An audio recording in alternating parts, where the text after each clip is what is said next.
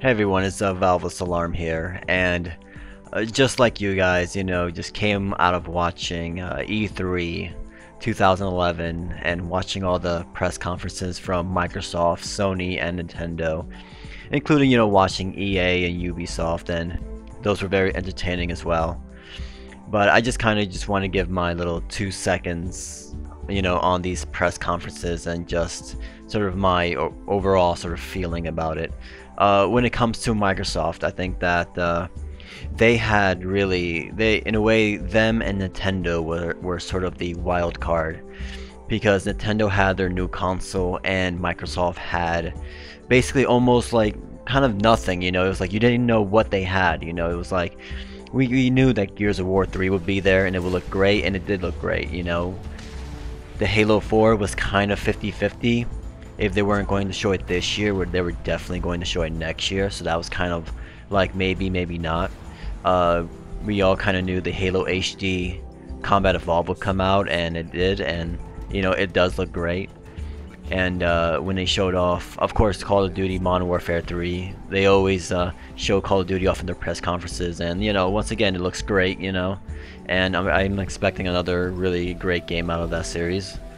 When it comes to Tomb Raider, it actually really surprised me, I know people always say with the fight between Tomb Raider and Uncharted stealing from Tomb Raider, and Tomb Raider trying to get it back, but I was actually overly impressed by Laura and the sort of hardcore, down on the dumps, in pain and and blood everywhere. It's an interesting sort of direction for the series, and one that they definitely needed, because I've always wanted a reason to go back to the Tomb Raider series, and just none of the other ones really brought me there.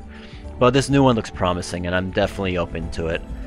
And then Microsoft talked a little bit about the YouTube and the TV networks that we're sort of doing, and I know UK and other continents and countries are doing it.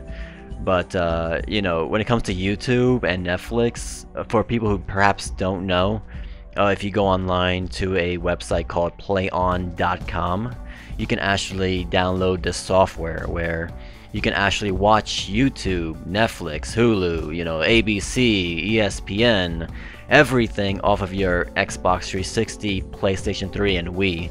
And you don't have to have a gold membership or anything like that. It's just you download it to your computer and you can watch anything you want right then and there. So for people who, I think some people should check that out. It's actually very, very cool. And Forza, I knew Forza was gonna come, sooner or later. Mass Effect 3 looks great, definitely on my top list of games that I'm looking forward to. I know they showed a lot of Kinect with Mass Effect 3 and Fable and Ghost Recon, and it seems like Ghost Recon is definitely taking advantage of that Kinect hardware. And I was impressed by it, but then I kind of thought about it like, okay, this is supposed to impress the hardcore, which in a way it did. It impressed the crowd. The question is that even when you saw the video, there was a slight delay when it came to, shooting the bullets and bringing out your gun, and the one thing that gamers, definitely hardcore gamers, especially if you want to win these matches, the one thing they hate is any kind of delay. And that's kind of the problem I feel that games like Ghost Recon that are trying to be more catering to the hardcore is going to face, because there is going to be a slight delay when it comes to your interaction with Kinect. And if I'm a hardcore gamer who wants to win, who really wants to win a match, am I going to pick the controller or am I going to pick Kinect? If I'm just a regular gamer who just wants to have fun, and if I die, big deal, who cares, then sure, let's play with the Kinect and it'll be a blast. And I also actually really enjoyed the Sesame Street Connect. That's something I hope to get for my niece, and we'll kind of just get together and enjoy that and play that. But I mean, overall, Microsoft, there was nothing that really blew me away, but there was nothing bad either. I mean, they did a solid job. There's absolutely, they did a fair job on their press conference, and definitely did a good job. And then we have Sony, and I was actually kind of surprised that they came out immediately with an apology, with Trenton, getting up and sort of speaking for about a few minutes about that, and that kind of surprised me because I really thought the press conference they had a few weeks ago was really the place where they'll sort of throw everything on the table and just let everyone know what's going on. But for Trent to sort of speak to the Sony audience, I guess, was really a cool thing. And for a lot of people, I mean, he wasn't reading off a teleprompter or a screen or anything like that. That was really just him just sort of speaking. So I thought that was a very cool moment and definitely one he didn't really feel like he had to do. I thought Sony already spoke their piece and sort of moved on, but that was still great either way. And then you had great games like Uncharted 3, which once again we knew it was there. But man, I can't speak on how amazing that game looks. You know, Uncharted 2, if it wasn't for Batman Arkham Asylum, would have been my game of the year 2 years ago. I mean, it's just an amazing game. You know, we knew that Ico and Shadow of the Colossus would have some sort of an appearance. Not really much of anything. You know, there was a playable demo there, but you know, it's kind of, you know, it's an HD version of it. I'm still super excited for that. And also, Sly 4. I'm a huge fan of the Sly series. I was really excited for the demo that they kind of showed off after the presentation. Kind of made me a little bit. I'm kind of worrying a little bit about it, but I'm hoping that by the time it comes out, it can be a great game. And one of the things that kind of surprised me, perhaps a little bit, is that they showed off BioShock Infinite. I really thought that BioShock Infinite was really going to be shown at Microsoft. That's kind of what I thought, and for them to show off Infinite at Sony's was kind of a left field a little bit. And for Ken Levine to sort of talk about BioShock on the PSP Vita, that was pretty, for me personally, pretty big because you already had me with the $249 price point which they announced there, which I think is about as fair as you can get with that kind of device. And to have Uncharted, to have a unannounced BioShock game, to perhaps have a Call of Duty. I mean, as a hardcore gamer, I'm a sports gamer as well, so I play the NBA 2Ks a lot, and if you can tell me that those things are going to be, you know, maybe not exactly, but as close to the PlayStation and the 360 versions, then I'm totally there, you know. I'm a gadget kind of guy, you know. I buy those kind of things, you know, even if I don't need it. But that was a real surprise, and I think another great thing they did was to have a sort of special edition thing where if you buy Battlefield 3, you get Battlefield 1942 for free, which if you already have the game, you don't really care. But you know, for some of us like me, myself, I don't have the game, you know, and so why wouldn't I want to get it on the PS3 if I'm going to get a free game with it?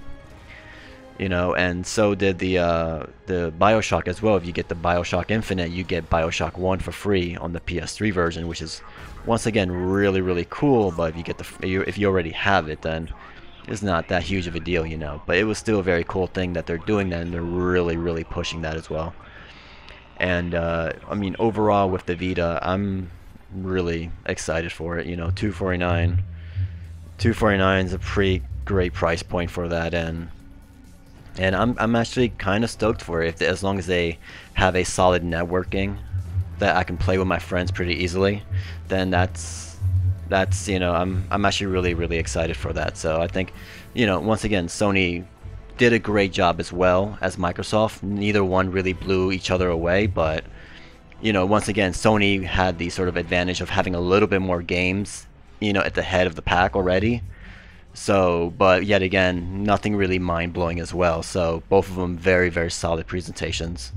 And then we had Nintendo, which, you know, to start off the sort of press conference with the sort of Zelda theme, you know, as their sort of 25th anniversary of Zelda, and then bringing in sort of the developers of Mario and Zelda, and sort of, you know, giving sort of a homage to these guys who've made such, you know, great games in the past. Really was in a way a humbling moment. You know, they've showed off, you know, a few great looking 3DS games, which, you know, I always knew those games were going to come. It was just a matter of when, which is kind of why I've always kind of just waited and like, okay, I'll wait till they get, you know, a 3DS that has more battery life. And you know, when Resident Evil comes out and Metal Gear comes out, then that will definitely be the moment where I sort of jump into the pool. But yeah, that beginning was a really great moment, and you know, they showed off the Wii U, which, you know, me and my cousin were sort of watching and we're waiting, you know, for this new console to come out. We kind of didn't even care about the other games they were actually showing off. But that Wii U was actually a really interesting device. You know, it does, you know, 1080p out. You know, you could plug in your HDMI. I'm a little bummed out you can't do fiber optic on it. You know, if you have a home theater system that only has fiber optic, or an old-fashioned one. And I was sort of, in a way, confused at the beginning because they showed off only the controller but not the actual console. It wasn't until after where you've seen all these sort of pictures of the control and the console. And for me, it is definitely an interesting idea. You know, I would never say never to Nintendo. Those guys just find very interesting ways to sort of, you know, try to get new gamers into the, you know, into the media. And you know, it would be great if this console, if it supposedly does what it does with, you know, able to bring in games like Call of Duty and Battlefield and BioShock and games, having those games on that console that can, you know, have the same visual quality as the PS3 and 360. If they're able to do that, you know, I want to see it before I can actually believe it. But if they, for whatever reason, you know, if they can actually do that, that would be great. But the one thing I'm actually even more curious about than just the controller is the networking. Because let's say, for example, if they do, you know, they're able to sort of port in games like, you know, Call of Duty and BioShock and games like that, and have it, if not the same visual quality as the other two, that's great. But you know, if I'm going to buy Call of Duty on the new Wii U and you still have those, you know, annoying Wii codes, then why would I buy that game on the Wii U, where I can just buy it on a, you know, a system like the Xbox or the PlayStation 3, which is a little bit more easier to navigate through. So, you know what, the Wii U looks super interesting. You know, it's one of those things you really sort of have to look at to sort of really get, you know, it's definitely seeing it from a TV screen or a monitor really doesn't really sell it. So I'm definitely holding my judgment until I can actually get it in my hands. I really think it may be something big as well. Yeah, but I'll be more curious on, you know, their networking. You know, it's one thing to have these games look great on all three systems, but if the Wii U doesn't have that networking support, you know, to have me and my friends play together on the Wii U very easily, then it kind of defeats the purpose a little bit when it comes to third-party games putting it on their Wii U. But it was definitely the Nintendo was definitely the conference that really sort of, I was thinking a lot. I was confused and I was like trying to understand what was going on with the Wii U more than the other companies. So if anything, I mean, if I had to choose between the three, I would give it just a slight, even though I think they still need to get a little bit more games. I wish they kind of showed a little bit more games for the Wii U. But I would definitely give, you know, Nintendo sort of the press conference, or the best press conference, just because, you know, there was so much stuff that people didn't even know about, and even when they brought the Wii U, people still didn't know what was going on. So it was fun sort of thinking about that, and definitely Nintendo for me was the best press conference of the three. But really at the end, you know, all three of these press conferences were very solid. You know, I didn't think they were bad or anything like that. I think that all three of them were very solid, have great games for their particular consoles, and I think gamers should totally be excited for that. You know, definitely my top three games for right now, as I've seen, you know, is, you know, BioShock Infinite, which looks amazing. Uncharted 3, which looks amazing. I was a little disappointed that they only showed a tank level in Battlefield 3.